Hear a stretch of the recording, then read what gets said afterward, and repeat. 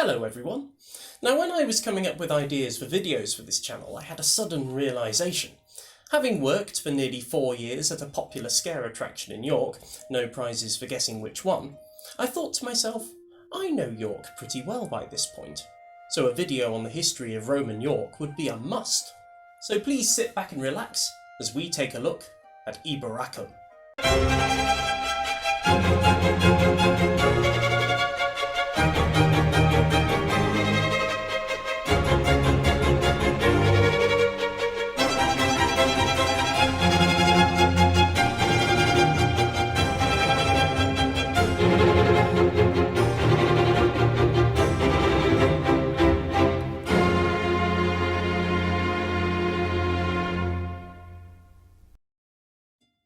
York is a city in the north of England, located at the meeting point of the River Ouse and the River Foss, famous for its medieval walls, its dominating minster and its connection to the Vikings, but its history goes way further back than those pesky Vikings. Evidence of settlement goes as far back as 7000 to 8000 BC, with evidence of habitation throughout the Stone Age, Bronze Age and Iron Age, with stone axes, flint tools and bronzes being found, as well as Iron Age burial sites. But it's not until the 1st century AD, when the Romans arrive, that things get a little more interesting.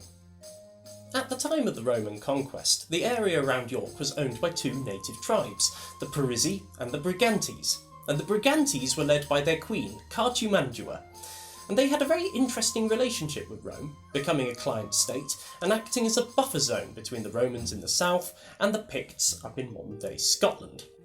However, this was all to change when Cartimandua's position within the Brigantes was challenged by her own husband, Venutius.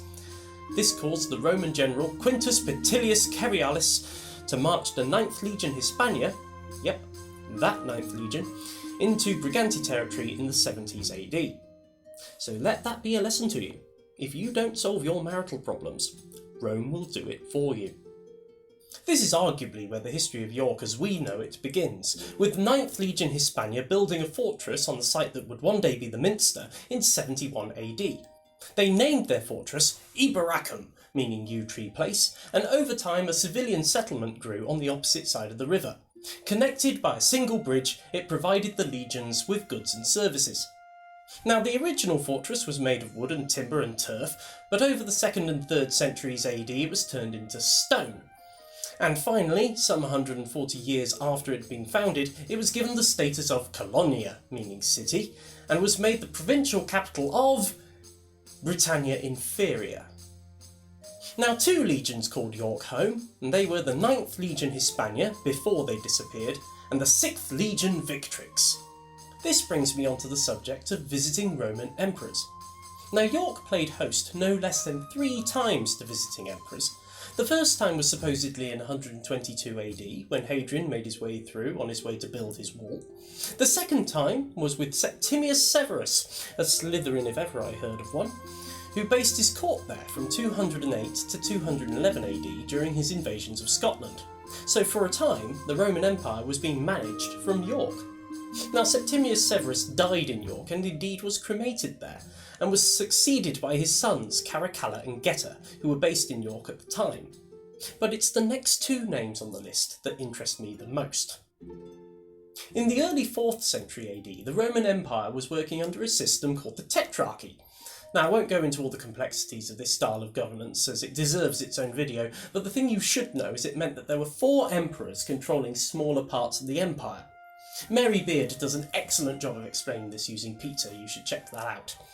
Now one of these emperors was Flavius Valerius Constantius, who in 305 AD was in Britain campaigning against the Picts, but he died suddenly in July 306 AD in York, meaning that he was the 2nd Roman emperor to die there.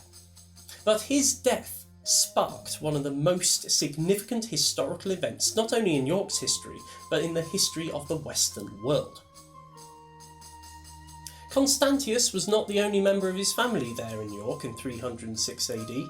His son, Flavius Constantinus, was also there, but most people know him as Constantine the Great. It was there in York, shortly after his father's death on the 25th of July 306 AD, that Constantine was proclaimed emperor. What followed was a series of very bloody civil wars that eventually resulted in Constantine becoming sole ruler of the empire in 324 AD, after nearly a century of divided rule. But what's more important than that is it's under Constantine's stewardship that Christianity was given reprieve from persecution. Without Constantine, Christianity may not have become the dominant religion of the Roman Empire, and consequently most of the Western world. Christianity is deep-rooted within many Western societies, and without Constantine, it may not have had the influence that it's had. And just to show how much influence it had on York, York already had its first bishop, a man called Eboracum, in 314 AD. After the 4th century AD, the sun was definitely setting on the Western Roman Empire, and things weren't looking good in Eboracum. It continued to be a centre of governance and trade, but the population was shrinking, and trade was getting worse, and it was more or less abandoned by the 5th century, along with the rest of the island by the Romans. But the legacy of Roman York still remains to this day, with the Roman baths being nicely situated underneath a pub called Roman Baths, and the Roman Wall, you can go and see that in the York Museum Gardens. Speaking of the York Museum, it's well worth going and visiting it. It's got a dedication stone carved by the 9th Legion before they disappeared. And York every year has a festival called the Eboracum Festival, which is a Roman festival, and I very much think you should go and see it. But I think that's it. Thank you very much for watching. I hope you've enjoyed learning a bit about Roman York, and I'll join you on the next one. Thank you very much.